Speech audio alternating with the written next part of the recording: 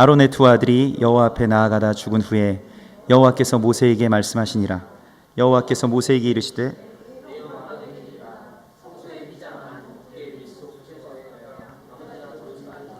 그리하여 죽지 않도록 하라. 이는 내가 구름 가운데에서 속죄소 위에 나타남이니라. 아론이 성소에 들어오려면 수송아지를 속죄 제물로 삼고 순양을 번제물로 삼고. 아멘. 이번 주는 이제 욤키프르 곧 대속죄일이 시작되는 그런 한 주입니다. 그래서 이 대속죄일은 여호와의 모든 절기 가운데서 이 7절기 중에서 단연 클라이막스라고 할 수 있습니다. 이것이 가장 중요한 절기고 또한 모든 그 제사와 모든 안식일 중에 안식일, 또 제사 중에 제사가 드려지는 날이 바로 욤키프르 곧 대속죄일입니다. 우리는 대속죄일에 대해서 잘 모르고 지금까지 지내왔고, 예수의 피에 대하여서 그저 그 예수 그리스도께서 우리를 위해서 죽으셔서 우리가 십자가에서 구원을 받았다라고 하는, 어찌 보면 그 절기의 어떤 관문인 그 유월절, 그 절기의 문이라고 할 수 있는 그 유월절 안에 계속 머물러 있는 것이죠. 그런데 예수님께서 피를 흘리시고 또 대속죄일이 그럼 무엇이냐? 그 피를 흘리신 것이 그러면 유월절이라면 대속죄일까지는 그럼 뭘 이야기하는 것이냐? 그래서 그 대속죄일 다음이 이제 초막절이고, 그 초막절은 모든 구원이 완성되고 하나님의 나라가 이 땅 가운데 오셔서 모든 걸 덮으시는 것인데, 그러면 대속죄일은 무엇이냐? 대속죄일은 온 만물이, 또한 온 열방이, 온 나라와 족속들이 다 하나님의 거룩한 나라인 이스라엘로 들어오는 것입니다. 그러니까 이스라엘이 되는 것이죠. 그래서 이스라엘의 총회 안에 모든 열방이 다 구원을 받는 그 역사가 일어나는 날이 바로 대속죄일인 것입니다. 어떤 개인적인 구원, 개인적인 대속, 피 흘림, 예수 그리스도의 피 흘림이 6월절에 있다면, 대속죄일은 그것을 넘어서는 피 흘림이고 그것을 넘어서는 속죄가 일어나는 날이 바로 이 날인 것입니다. 국가적인 속죄, 어떤 민족의 구원, 그리고 이스라엘과 온 열방이 하나가 되는 것, 신부가 완전히 단장하게 되는 것이 바로 대속죄일에 일어나는 일이고, 대속죄일을 준비하는 것이야말로 모든 하나님의 백성들의 가장 중요한 일인 것입니다. 실제로 그 구약 시대의 이스라엘의 그 제사장들은 대속죄일 하루에 초점이 맞춰져 있어요. 그 1년의 모든 제사가, 1년의 모든 예배가 대속죄일 한 번의 예배를 향해서 다 나가고 있는 것입니다. 그래서 왜냐하면 이 대속죄일의 예배를 드리는 순서, 또 그 예배에 드리는 모든 절차와 또한 고백, 그 안에 전 인류의, 또 국가의 죄악, 또 인류의 죄악들을 다 제사장이 혼자 들고 이제 속죄소 앞으로 나아가는 것이기 때문에 그렇습니다. 그래서 그때에는 대제사장이 이제 준비하고, 또 대제사장을 보좌하는 500명의 제사장들이 함께 그 제사를 준비하고요, 계속 그 제사를 위해서 일주일 동안 아예 그냥 집에 들어가지 않고 그 성전 안에 거하면서 그 속죄소 앞에서 그것들을 계속 생각하고 또 예행 연습하고 준비하고, 이러한 일들을 하는 것이 제사장들의 사명이었습니다. 그런데 오늘 이 본문의 말씀, 레위기 16장의 말씀은 어떤 제사장들의 죽음에서부터 시작이 되죠. 어떤 제사장들의 죽음의 이야기로부터 시작이 됩니다. 그것은 아론의 두 아들들, 곧 나답과 아비후에 대한 죽음을 오늘 우리 가운데 말씀하고 있습니다. 아론의 두 아들도 제사장으로 위임을 받았고요, 아론이 위임을 받을 때 제사장으로 위임을 받았습니다. 이 아론의 두 아들들은 또한 이스라엘과 교회를 상징한다라고 할 수 있겠습니다. 그런데 그들이 둘 다 다른 불을 들이다가 죽었습니다. 그래서 다른 불을 가지고 여호와 앞에 나가다가 죽었습니다. 다른 불로 분향을 하려다가 죽었다라고 성경은 기록하고 있습니다. 그래서 오늘 그 두 아들이 여호와 앞에 나가다가 죽은 후에 여호와께서 모세에게 말씀하시니라. 제사장들의 죽음 이후에 있는 일. 제사장의 죽음은 그냥 단순한 어떤 개인의 죄에 대한 죽음은 아닙니다.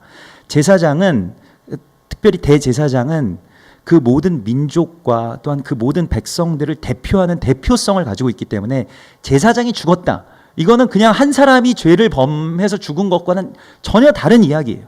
온 인류의 죄악, 또한 온 백성의 죄악, 온 교회의 죄악, 온 이스라엘의 죄악 때문에 그들이 죽은 것입니다. 그러니까 한 사람의 죽음으로 인하여서 많은 사람의 죄가 대속되는 것처럼 한 사람의 죄로 인하여서 또한 많은 사람의 죄로 인하여서 한 사람이 죽게 되는 것이죠.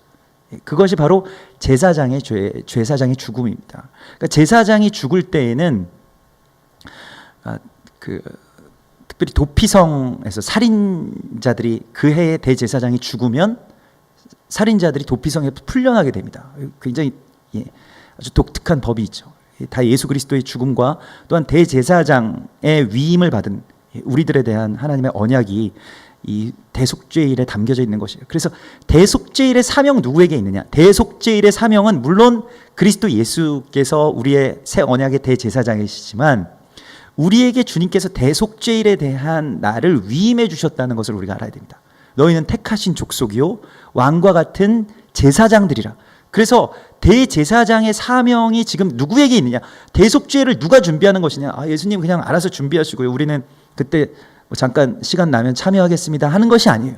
그날에 우리가 목숨을 다해서 그 대속죄일에 대제사장으로서 어린 양의 피를 가지고 들어가는 대제사장으로서의 위임이 우리 가운데 있는 것입니다. 여기에서부터 출발하는 것이에요. 대속죄일은. 그런데 어떠한 두 제사장이 다른 불을 들이다가 죽었다는 것입니다. 그 레위기 10장 1절에 보면 이 이야기가 조금 더 자세하게 나오는데 아론의 아들 나답과 아비후가 각기 향로를 가져다가 여호와께서 명령하시지 아니하신 다른 불을 담아 여호와 앞에 분향하였다. 불은 똑같은 불인데요. 불도 무슨 종류가 있습니까? 라이터 불, 성냥불, 가스불, 물론 그렇게 따지면 다 종류가 있겠습니다만은 그래 그 불을 가져다가 그냥 여호와 앞에 드렸는데 그것이 잘못되었다고 그 둘을 죽일 만큼 큰 일이었느냐? 물론 이것에 대한 어떤 의미가 무엇일까요? 여호와께서 명령하시지 않은 다른 불을 우리가 이때까지 계속 드려왔던 것에 대해서 교회가 또한 주의 백성들이 회개할 때가 되었습니다. 지금 대속죄일에는 여호와께서 명령하신 불을 주님께서 받지 않으십니다. 이것은 무슨 말씀일까요? 예수님께서도 그렇게 말씀하셨는데요. 우리가 주의 이름으로 귀신들을 쫓아내고 또 주의 이름으로 많은 사람들에게 이적도 행하고 말씀도 전하고 복음도 전하고 사람들 구원하기도 하고 교회도 세우고 많은 사업들을 벌였는데 예수님께서 그날에 내가 너희를 모른다 하리라. 결코 내가 너희를 모른다 하리라. 예수님의 이름으로 다 했는데요. 같은 불 아닙니까? 같은 일 아닙니까? 우리가 그렇게 주님께 항변할 수 있겠지만은 주님께서는 주님께서 말씀하시지 않은 것을 하는 모든 것을 주님의 것으로 인정하시지 않는다라고 말씀하십니다. 굉장히 무서운 말씀인데요. 왜냐하면 아주 좋은 일이라 할지라도 구제, 자선, 선교 모든 것 아주 좋은 것이라 할지라도 우리가 그렇게 우리의 자의로 판단해서 이거 굉장히 좋은 것입니다라고 해서 한 것이 하나님께 인정을 전혀 못 받는다는 것이에요.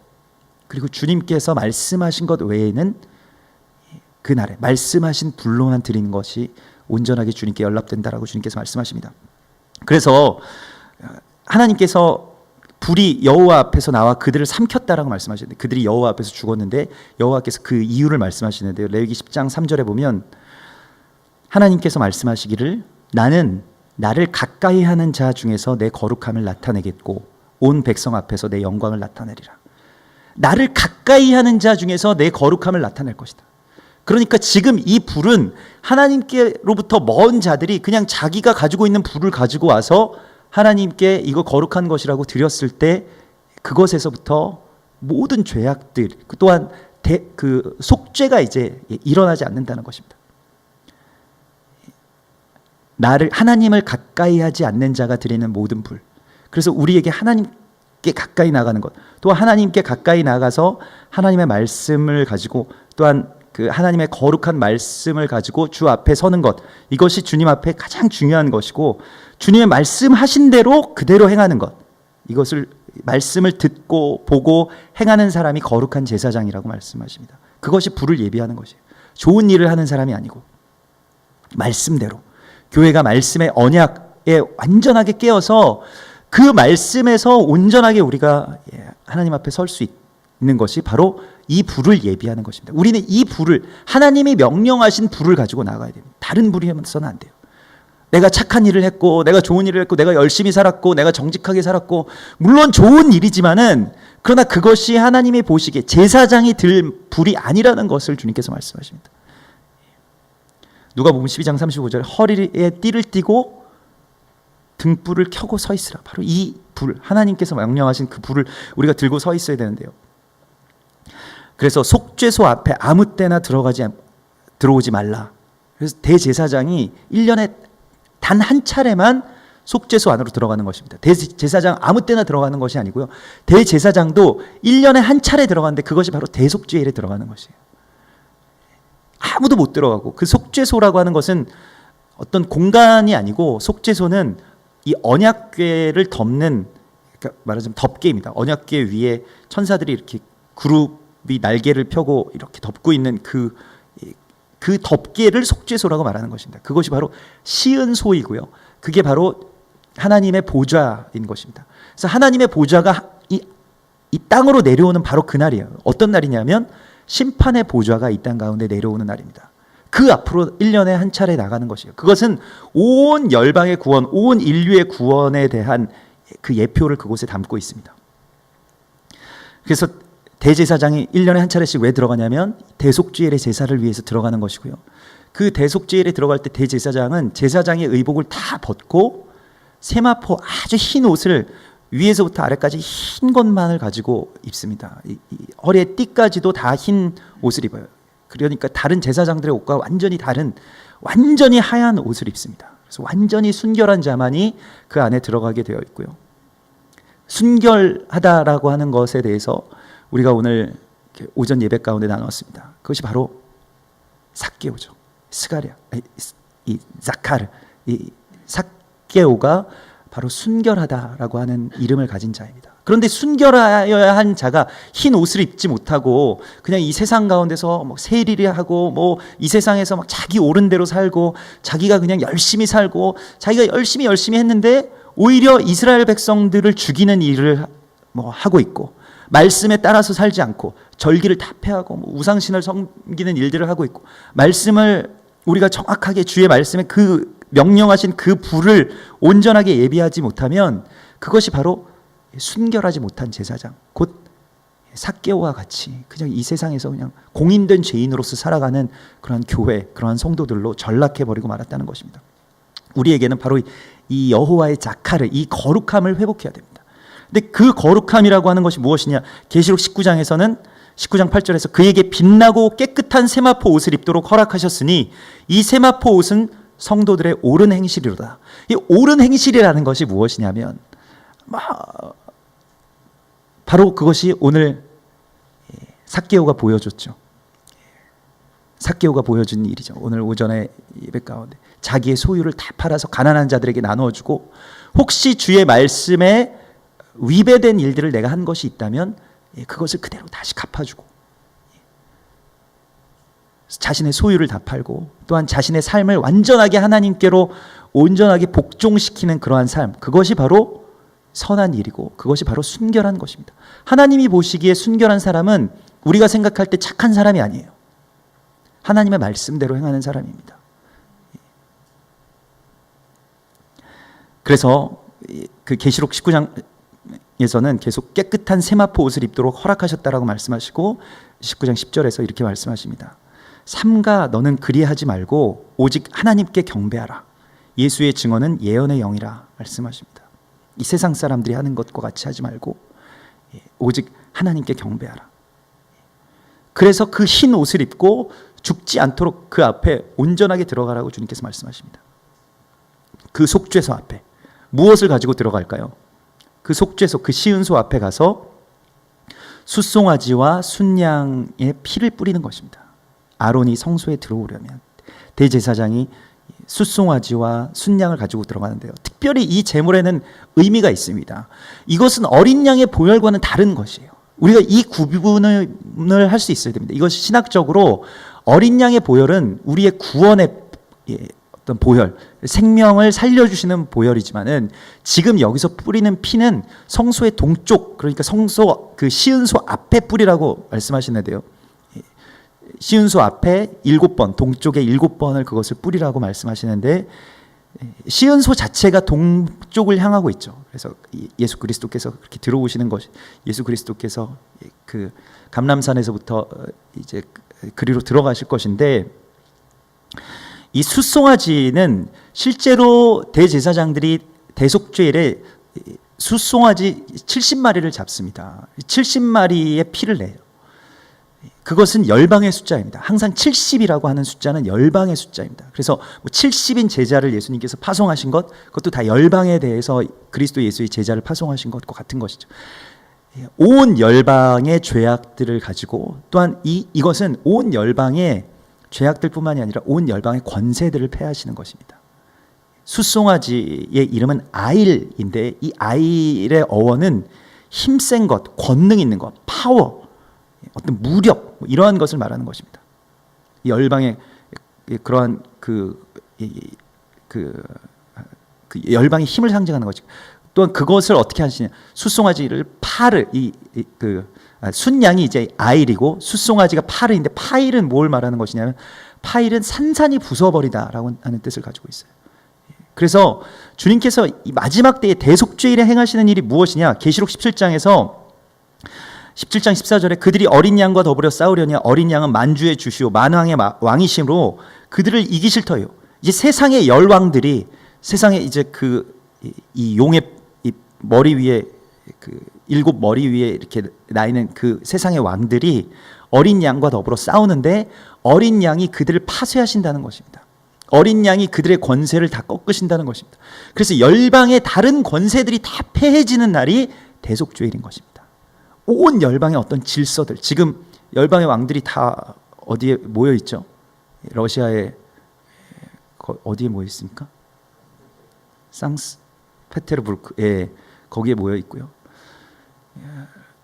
그 러시아에 모여 있다는 것도 아주 굉장히 상징적인 의미를 가지고, 우리나라의 운명을 결정지은 것도 러시아에 있는 그 얄타에서 회담한 것 때문에 그렇지 않습니까?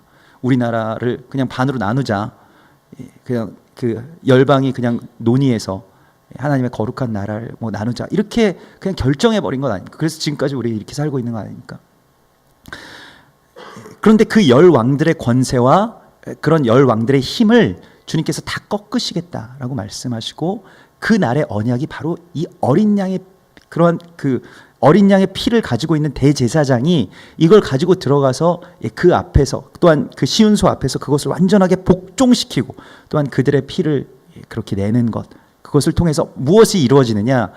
이 열 왕들이 가지고 있는 열국의 권세들이 다 패해지고, 그 모든 열 왕들이 다 파여지고, 오직 한 분이신 예수 그리스도께서 왕이 되시고 예수님의 나라, 곧 천년 왕국이 이 땅 가운데 임하신다 라는 것이 바로 대속죄일에 일어나는 일들입니다. 그러니까 단순한 어떤 속죄의 의미만을 가지고 있는 것이 아니에요. 온 열방의 회복에 대한 사명이 우리에게 있다는 것입니다. 오늘 주님께서 그것에 대한 어떤 개인적인 부르심을 우리 가운데 보여주신 사건이 바로 삭개오의 이야기죠. 삭개오가 돌 무화과 나무에 올라가 있는 그 삭개오가 실은 하나님의 거룩한 부르심을 받은 그리스도 예수의 이 땅에 또 다른, 그리스도 예수께서 이 땅 가운데 보내신 주님의 사람들, 예수를 대신해서 보내신 사람들, 그 작은 예수의 제사장의 사명을 가지고 있었다는 것을 그에게 깨닫게 해주시는 것이 바로 대속죄일의 의미입니다. 참된 대속죄일의 의미는 단순히 개인적인 죄가 사해지는 것뿐만이 아니라 그 단계에서 훨씬 더 벗어나서, 더 나아가서 대제사장의 사명이 나에게 있다는 것, 대속죄일의 그 모든 세상의 죄악들과 열방의 모든 그 죄악들의 짐을 내가 지고 나아가서 회개할 그 권세, 회개할 그 사명, 그것이 우리 가운데 있다는 것입니다. 그래서 우리가 나라를 위해서 기도하는 것이고요. 그래서 우리가 북한을 위해서 기도할 때 북한이 열리게 되는 것이고요. 그래서 일본을 위해서 기도하면 일본이 열리게 되는 거예요. 그러한 역사들, 열방에 대한 위임을 우리 가운데 주셨기 때문에 지금 세상의 군왕들이 상트페테르부르크에서 모여 있다고 할지라도 우리가 그 위임을 받은 것은 우리라는 것입니다. 그것을 우리가 알아야 돼요. 거기에 모여있는 왕들이 아니라는 것입니다. 거기에 모여있는 20명의 정상들이 아니라 바로 여기에 모여있는 20명의 무명한 하나님의 사람들에게 거룩한 이 나라와 열방에 대한 위임을 주셨다는 것을 우리가 깨달아야 됩니다. 우리가 여기에 대해서 열리고 여기에 대해서 우리가 정말 두렵고 떨리는 마음으로, 그러면 주님께서 우리 가운데 위임해 주신 그 나라를, 또 이 나라와 민족, 또 저 북녘 땅, 일본, 또 열방에 대해서 우리 가운데 보여주시고 열어주신 그 나라들을 가지고 주님 보좌 앞으로 나아가는 것입니다. 주님 계신 그 보좌 앞으로 나아가는 것입니다. 그래서 유대인들 다 그날 금식하고요. 금식일 중에도 금식일이에요. 그래서 이번 주 토요일입니다. 금요일 저녁부터 토요일 해지기 전까지 그날 이제 하루 동안 금식하면서 정말로 온 열방의 죄악을 위해서 내가 그걸 다 지고 주님 앞에 나가서 엎드리는 것입니다. 우리가 그렇게 기도해야 됩니다. 우리가 그 사명을 받은 것이에요. 그 놀라운 일이 지금 내가 그냥 아무렇게나 막 사는 것 같은, 마치 그냥 그 동네에 가장 욕먹는 세리처럼 한국 교회가 계속해서 욕을 먹고 공인된 죄인으로 막 세상에서 어떤 암적인 존재처럼 그렇게 느껴지는 그러한 어떤 전락해버린 우리가 뭐 그렇게 욕 먹어도 좋아요. 그런데 정말 주님 앞에서는 정말 주님께서 우리 가운데 말씀하신 그 불을 가지고 주님 앞으로 나아가기를 소망합니다. 그렇게 대속죄일에 우리가 온전하게 드려질 때, 온전하게 이 대속죄일에 예배를 우리가 대제사장으로서 주님께 드릴 때, 그것은 우리의 소유를 팔아서 가난한 자들에게 나누어주고 이 세상에 정말로 말씀과 그 멀어진 모든 것들을 다시 말씀 가운데로 되돌려 놓는 그러한 드림이 우리 가운데 있어야 할 것입니다. 그래서 그것이 무엇이냐면 말라기서 4장 5절에 나온 아버지의 마음이 자녀들에게로 돌이켜지게 되면 자녀들을 어떻게 할까요? 자녀들이 회개하고 은혜를 받고 끝나는 것이 아니라 자녀들의 마음이 아버지에게로 올라가게 됩니다. 자녀들의 마음이 아버지에게로 올라가는 것이 성도들의 옳은 행실이에요. 삭개오는 그것을 예수님께 보여주었습니다. 예수님께 드렸습니다. 예수님께 고백했습니다. 그리고 그렇게 행하는 것을 통해서 거룩한 하나님의 나라가 이 땅 가운데 임하시는 것을 그렇게 완성했습니다. 우리의 삶이 이 땅 가운데서 정말로 주님의 마음이 우리 가운데 임하시고 우리의 마음이 주님께로 올라가는, 그래서 우리가 빛의 사자로서 이 땅 가운데 있고 또한 그 빛을 통해서 하나님께 그 영광을 올려드리는 그런 거룩한 이 땅의 순결한 제사장, 흰 옷을 입은 주님의 가장 완전한 대제사장의 사명을 감당하기를 주님께서 축원하십니다. 우리 같이 기도하겠습니다.